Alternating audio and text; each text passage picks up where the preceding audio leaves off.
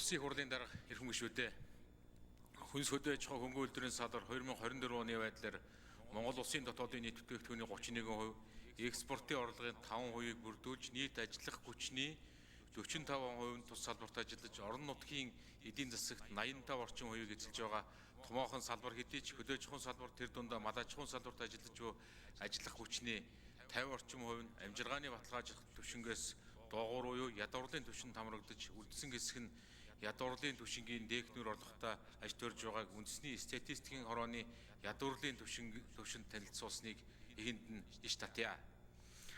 Манай улсын хөдөлмөр эрхлэлдэг 4 хүн тутмын нийгэм буюу 308 орчим мянган малчид мал аж ахуйн салбарт ажиллаж байгаа томоохон салбар Монгол улсын хүнсний хангамж аюулгүй байдлын гол салбарын хувьд хөгжлийн буруу бодлого, уялдаагүй төлөвлөлт, онцгүй санхүүжилтийн уршигаар энэ салбарын эдийн засгийн өсөлт, эдийн засгийн үзүүлэлт 2024 онд 28 орчим хувиар унжээ.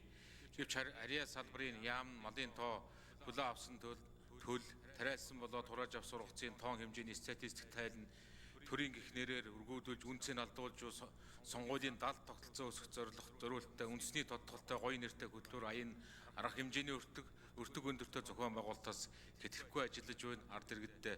Ард иргэдээ ядуурлын хонхроос гарч чадахгүй хийрэхэд хүргэж байна. Ерөнхий сайдын мэдээлэлд салбарын яамны бодлого нь үйлжид таваржилтын бэлтгэл хангах ажлын хүрээнд мал махны бэлтгэлийг идэвхжүүлэхээр харж тусгасан байгаа нь мал аж ахуйн салбарын бодлого үнэхээр буруу байна гэж дүгнэхэд хүргэж байна.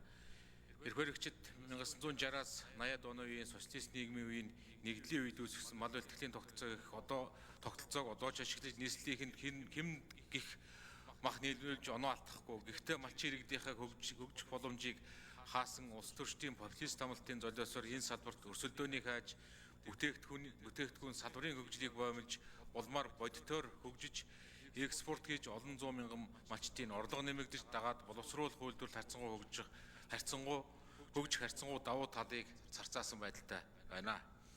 Энэхүү мэдээлэлд хүнсний салбарын борлуулалтын орлого 2024 онд 10 их найд төгрөгт хүрч өмнөх онтой харьцуулахад 725%-аар өссөн байна гэсэн нь 24 оны жилийн дундаж инфляц болох 6.8% нөлөөллийг хас тооцоод нэг хүрэхгүй хувийн өсөлтийн тухай яриа байна.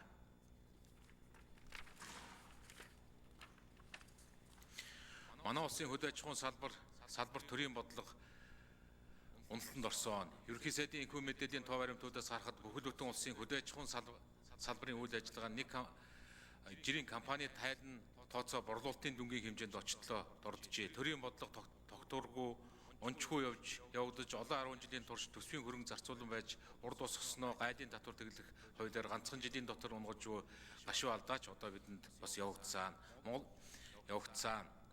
Тэгэд энэ хүрээнд арц намын бүлгийн зүгээс бас дараах санал зөвлөмжийг гаргаж байна. Нэгдүгээрт нь хөдөө аж ахуйн салбарт суурилсан бэлтгэн нийлүүлэлтийн тогтолцооны шинэ бодиттой бодлого хөтөлбөр хэрэгжүүлж санхүүжилтийн оновчтой тогтолцоог нэвтрүүлэх шаардлагатай байна. Гадаадын зээл тусламжийн зарцуулалтанд хяналт тавих, шинээр авах зээлийн төлөвлөлт зорилтыг зөв төлөвлөх, улмаар салбар хоорондын уялдаа болон гадаадын зээлээр хэрэгжиж буй төсөл хөтөлбөрийн хоорондын уялдааг хангах замаар өр өгөөж бүтээмжид илүү чиглэх шаардлагатай болсон. 3-дугаарт нь газар тариалан мал аж ахуйд услахаатай тариалтыг нэвтрүүлж нэгж талбайгаас илүү их ургацыг авах тогтвортой авах боломжийг бүрдүүлэх, бодлогыг хэрэгжүүлж дунд хугацааны бодлогын баримт бичиг тусган хэрэгжүүлэх шаардлагатай байна. 4-дүгээрт нь хүнс хөдөө аж ахуйн салбар төр оролцоос зайлсхийж төрийн зохицуулалтыг бодлогын суурь асуудлыг шийдвэрлэхэд чиглэж салбар хоорондын уялдааг бид нар хангах шаардлагатай.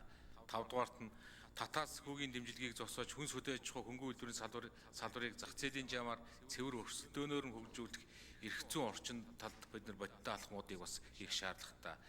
Төрөөс малын тоо толгойг өөгшүүлэх ус, мал сүргийн чанарыг сайжруулах, хөрөнгө оруулах таатай орчин бүрдүүлдэг, тариалангийн талбайд хашаа барьж өгдөг ус, нэгж талбайгаас илүү их ургац авахын төлөө ажилладаг бизнесийн орчныг бий болгодог, мах нөөцлөдөг ус экспортлдог тогтолцоог хөгжүүлдэг төр байх нь бодлогын үндэс суурь гэж бид үзэж байна.